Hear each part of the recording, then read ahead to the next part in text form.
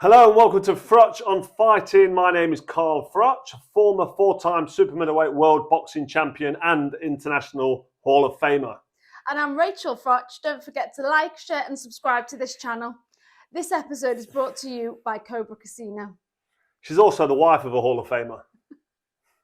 So we're into the second week of 2024 in what I hope will be a wonderful year of boxing. So I thought it was appropriate to do my wish list for this year. I'm doing a top 5. Now I've wrote the top 5 down. Yes, you have. And we're going to take it from number 5 to number 1. Number 1 being the best thing I'd like to see this year. Right, okay. So at 5, you've got Josh Taylor versus Jack Catterall 2. Yes, that's the rematch between Josh Taylor and Jack Catterall. The first fight was very controversial.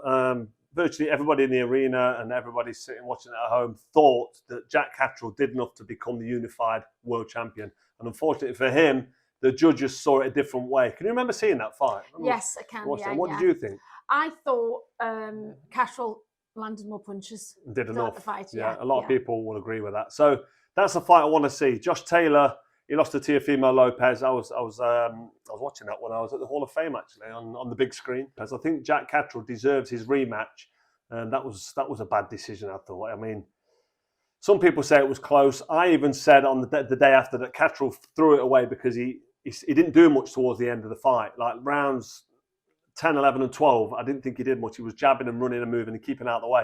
Probably because he thought he'd got his nose in front and he'd won the fight. I could just coast through now and get the points decision. So he kind of gave the judges a chance or reason to rob him if that was their intention, which it never should be. I'm not saying he shouldn't have got the decision, but I thought he'd won, and I just thought he finished slow at the end. I think it's a great rematch, and it's one of my top 5 things that I want to see this year, a rematch between Josh Taylor and Jack Catterall at the same weight as well. Oh, okay. So number 4, we've got Eubank Jr. versus Ben in the UK. So Eubank Jr., Chris Eubank Jr. against Conor Benn in the UK, which is really the sticking point. The fact that Conor Benn hasn't got his British Boxing Board of Control licence following on from the failed drugs test, it's been going on and on, back and forth. He's never really. This is your wish list, isn't it? This is my I can't wish believe list. He's still not done it. Still not seen the fight. I know. Well, that's what's happening, isn't it? I mean, Conor Benn fails a drug test and then never goes in front of the board for his hearing and never sort of gives a valid reason as to what's happened. I don't want to go into it actually because we've absolutely murdered it. Yeah. Conor Benn is fighting soon, but not in the UK. Not in the UK. This fight needs to be in the UK. It'd be a shame if that one went out to Saudi or went out to a different country because of the history. Chris Eubank and Nigel Benn. The fans want to see it. You want to see it at an arena, don't you? A stadium. Absolutely, stadium. I mean, even at the O2 Arena, that'd be nice, or the MEN in Manchester. Yeah. Nice big venue, a grudge match. History, the fathers, the sons of the fathers will both be there. Chris Eubank, I think Chris Eubank's senior be there actually. I'm not sure. How their relationship what his relationship's like with Chris Eubank Jr. Listen, correct me if I'm wrong in the comments below, but I don't see them two together that much. But I know Nigel and Conor are very tight. But that's a big fight, and I just think that's a fight that should happen in the UK and should happen this year because it's been dragging on for far too long. So come on, boys and promoters and the Board of Control. Let's get this fight on this year. This is your wish list, though, so we'll see. At number 3, we've got Lee Wood fighting at the City Ground. Absolutely. Number 3, Wood. Josh Warrington. Lethal Lee Wood. I'm saying Josh Warrington because they've already boxed and Lee Wood was getting beat. Yeah. You've seen that interview on Froch on Fighting where I interviewed Lee in the changing rooms after. But he snatched victory from the jaws of defeat, as we do from Nottingham. And he showed a lot of toughness and grit and fitness.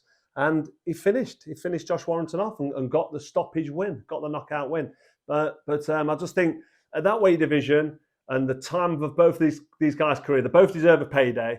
And I'd just like to see the fight between Lee Wood and Josh Warrington happen at the Nottingham Forest City Ground. Somebody actually asked me earlier about what's going on with Nottingham Forest because there's some kind of, I don't know if it's being stalled or they don't want the fight to happen. They said, why? What do you think the reasons are why this fight's not happening at Nottingham Forest? But they've got to work it around the football schedule. Of course. They've got to get the pitch covered up. Yeah. Don't know if there's going to be much money in it. You know, Eddie Hearn's probably trying to do a good negotiation. They might think, you know what, we're not interested. Oh, that's a shame. Unless they don't think they can sell it.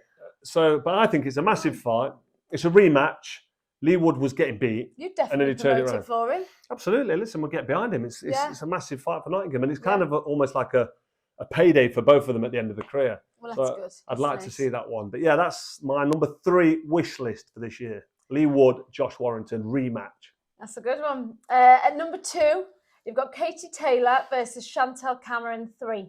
Katie Taylor, Chantel Cameron, number 3, the box twice. Chantel Cameron won the first one. It was quite close. Katie Taylor won the second one, the rematch. That was even closer. But she won. It's one apiece. They're now talking about that fight happening at Croke Park in Ireland. That would be a massive fight, a massive night for women's boxing. Katie Taylor, what's she? 37, I think 37, she is. yeah. Chantel Cameron's 32. I think if these fight again later on this year, I just think Chantel Cameron would have to be the slight favourite. Not taking anything away from Superwoman Katie Taylor, because she's fantastic, unified champion, and she's done everything. Olympic champion, unified professional. She's just brilliant. But Are you just saying because of the age then? well, not just the age, because Chantel No. Cameron's very good at what she does. She's capable. She's a very capable boxer. She's got fast hand, good skills, and both fights were really close. Okay. But I just think that Katie Taylor is just past the best at 37, and she's had a lot of wars. Yeah. She fights with a real high pace, high work rate, and she takes quite a lot of punishment. It's just almost like, I'm going to just throw as many punches as I can. Not saying she's got no skill set, because she has. Yeah. She's a top amateur. But a big attribute is just a work rate and a pace and a toughness. And the older you get, the more ring fights you have, the more wars you have, the slower that gets, the slower that becomes. If that's your biggest asset, your fitness and your work rate, as you get older, that slows down. And that second fight with Chantel Cameron was very close. I think a third one would still be close, but I think Cameron probably does the business. But you never know. Katie Taylor might just have a last hurrah and just go for it, especially at Croke Park. But that's on my wish list, and that comes in at was that number 2? That was number 2. So we've got number 1. And number 1 is AJ versus Fury. Anthony Joshua versus Tyson Fury. Did I put AJ's name first, or did I put Fury's name on? AJ Fury. AJ Fury. That would suggest that Anthony Joshua... No, that would suggest that Fury beats Alexander Usyk. Because for AJ Fury to happen... And I think Usyk's going to beat Fury. I just think it's close, it's tight. With the way Fury struggled against Ngannou, I just think it's a tough fight for Fury to win. Because Alexander Usyk doesn't know how to lose. He's so good, such a top amateur, great cruiserweight pro, beat everybody. And now he's a heavyweight champion. And he's got 2 wins over Anthony Joshua. And he's getting bigger. He's growing into the weight. Yeah. And I just think that he's probably going to beat Tyson Fury. So for the Fury-AJ fight to happen, Usyk would have to lose to Fury to make Fury the kingpin with all the belts. And then AJ would have to come through Ngannou, Francis Ngannou. I'm expecting Anthony Joshua to beat Francis Ngannou. Yeah. And I think if he just boxes and moves and uses his ability, Olympic champion, unified heavyweight champion, 2 times heavyweight world champion, if he puts that into use in the ring and implements his jab and his boxing ability, the ability that Rob McCracken honed in and saw him through to that Olympic medal and 2 world titles, his old trainer, I just think that Anthony Joshua will have the skill set and the tools to beat Francis Ngannou. For the sake of boxing, I hope he does. And for the sake of Anthony Joshua, I like Anthony Joshua. Contrary to what everybody believes, me and him are actually friends. We trained together at the IS for many years. So I think Anthony Joshua beats Ngannou. I do think Usyk beats Fury in a very close fight. But say Fury beats Usyk, then Fury will be unified champ. So Fury, AJ is a massive fight. Actually, Anthony Joshua fighting Usyk again, for me, I don't really get that excited about it. Usyk beat AJ twice. AJ had a go. He turned up. He was brave. He got in there, but he got well beat twice. Yeah, right. Okay. Do you want to see it again? Not really. No. Kind of doesn't.